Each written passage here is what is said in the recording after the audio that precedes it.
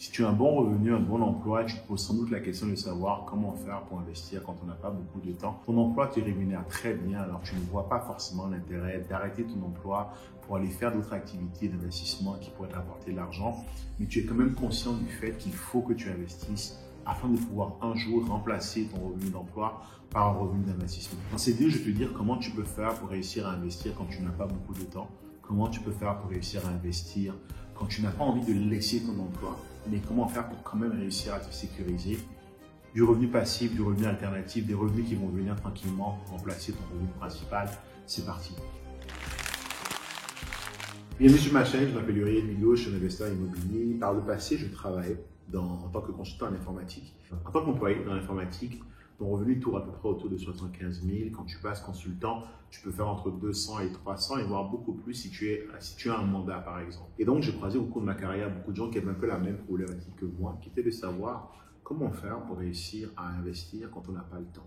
Et pas le temps, pourquoi? Parce que ton emploi que tu as aujourd'hui te rapporte beaucoup de revenus, tu es très bien payé, tu vis très bien, mais tu comprends quand même la nécessité d'avoir d'autres sources de revenus. Ce que je vais faire dans cette vidéo, je vais te dire comment faire pour réussir à investir quand tu n'as pas de temps. Je vais te partager 3 approches et surtout, je te dirai laquelle est la meilleure. C'est parti. Pourquoi investir? Simplement parce qu'un jour, même si tu as un bon revenu aujourd'hui, à un moment, tu vas arrêter de travailler. Quand tu vas arrêter de travailler, tu n'auras plus de revenus. On s'entend qu'à la retraite, le 100, le 200, le 150 000 que tu fais aujourd'hui ne sera plus présent. Alors, comment faire pour le mettre en place? Comment faire pour s'assurer que quand tu seras dans tes vieux jours, que tu n'auras pas cette problématique de savoir comment payer tes factures? Et ça passe par l'investissement. Le but de l'investissement, c'est de venir remplacer ton revenu actif par du revenu passif. Je mets entre griffes parce que le revenu purement passif n'existe pas forcément, mais du revenu qui te demande beaucoup moins de temps. Plusieurs approches sont possibles, mais afin de bien répondre à cette question, on doit commencer par définir l'objectif. Le but, c'est d'avoir des revenus qui vont faire que quand tu seras à la retraite, tu n'auras pas à travailler, mais que tu vas maintenir le même niveau de vie. La première chose que tu dois commencer à te faire, c'est poser la question suivante de combien il te faut pour vivre chaque mois. Supposons qu'il te faut un 5 000 $ tous les mois pour vivre à la retraite. Ta voiture sera payée, ta maison sera payée, l'école de tes enfants sera déjà payée aussi. Mais tu estimes qu'avec 5 000 $, tu es en mesure de bien vivre. Parfait. 5 000 $ étant un montant net, si on considère un taux d'imposition à 50%, il faudrait que tu fasses 10 000 $ tous les mois. 10 000 $ tous les mois annuels, ça fait 120 000. La règle de calcul que j'aime bien prendre, c'est qu'il faut que tu aies assez d'argent pour que cet argent, de façon purement passive, placée en bourse par exemple, te génère ce 120 000 annuellement. Si tu fais un calcul rapide, le taux de rendement de la bourse, grosso modo, sur les dernières années a été de 8%. Donc, si tu calcules le montant qu'il te faut avoir pour réussir à générer 120 000 sur un montant placé qui te génère 8%, il te faut à peu près, il te faut exactement 1,5 million. En plaçant 1,5 million à la bourse à 8%, chaque année, tu vas générer 120 000 en brut. Avec une imposition à 50%, ça fait 60 000 en net. Et tu auras ainsi le 5 000 dont tu as besoin pour vivre tous les mois. Mais comment est-ce qu'on arrive à 1,5 million? Pour arriver à 1,5 million, tu as 3 approches possibles. La première approche consisterait à épargner un 50 000 par exemple chaque année. Donc, en supposant que par exemple ton revenu est suffisant pour que tu épargnes, disons, 50 000 chaque année, il faudrait que tu épargnes 50 000 pendant 30 ans. 30 années pendant lesquelles tu dois te sacrifier, 30 années pendant lesquelles tu dois épargner sans relâche. Je n'ai rien contre l'épargne, mais je pense que la meilleure façon de faire de l'argent, c'est de faire de l'argent rapidement, de façon consistante.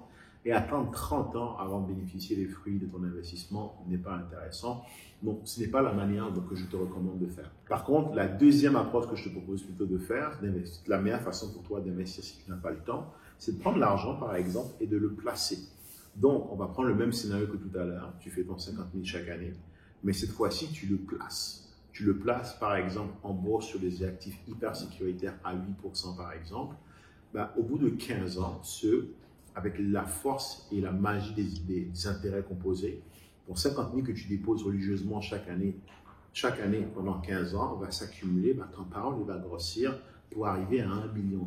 Et ça va arriver au bout de 15 ans. Comme tu peux le voir, on vient de réduire la durée par 2. On n'est plus sur 30 ans, mais on est vraiment sur 15 ans. Au bout de 15 ans, tu es en mesure d'être libre financièrement si tu es en mesure d'épargner 50 000 chaque année.